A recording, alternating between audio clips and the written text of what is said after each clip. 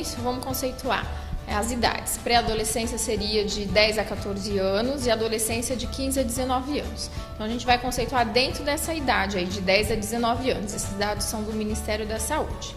Então a gente tem que no início da década, né, na década de 2000, a gente tinha um número de 750 mil adolescentes grávidas. Esse número já se reduziu bastante. Em 2012 a gente teve uma queda para 530 mil adolescentes grávidas. Foi uma redução importante. Mesmo assim, a gente tem a cada dia ainda 20 mil adolescentes dando à luz em países em desenvolvimento. Então, esse número ainda está muito grande. Aqui no HCM, só em 2015, tivemos 324 partos na faixa etária de 12 a 19 anos. A mais nova com 12, o limite da adolescência com 19 anos. Isso representou 12% do total de partos. Então, ainda temos um número bem grande de adolescentes. Porém, estamos um pouco abaixo dos dados do Brasil. No Brasil, em 2011, nós tivemos 19% de partos em adolescentes.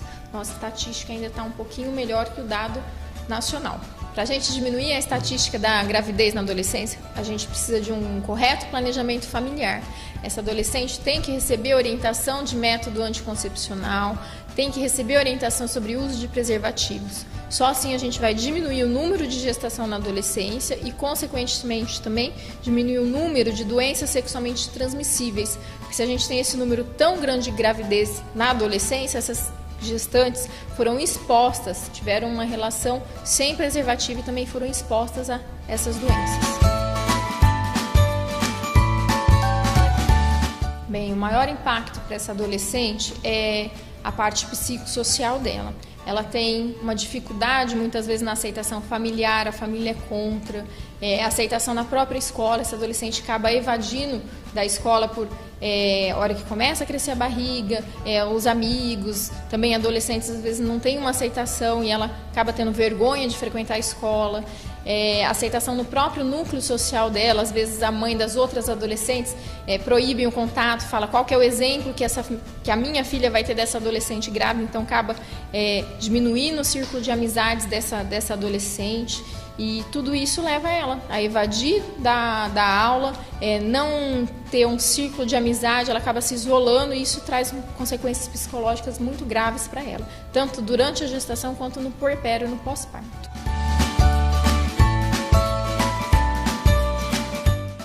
Gravidez na adolescência, a gente tem alguns riscos para a gestante.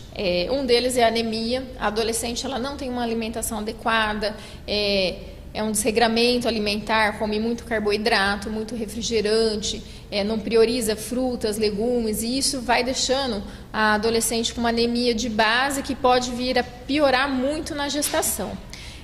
Uma outra coisa que a gente tem também que leva à anemia é uma verminose, que nessa época é comum, sem tratamento, também leva à anemia.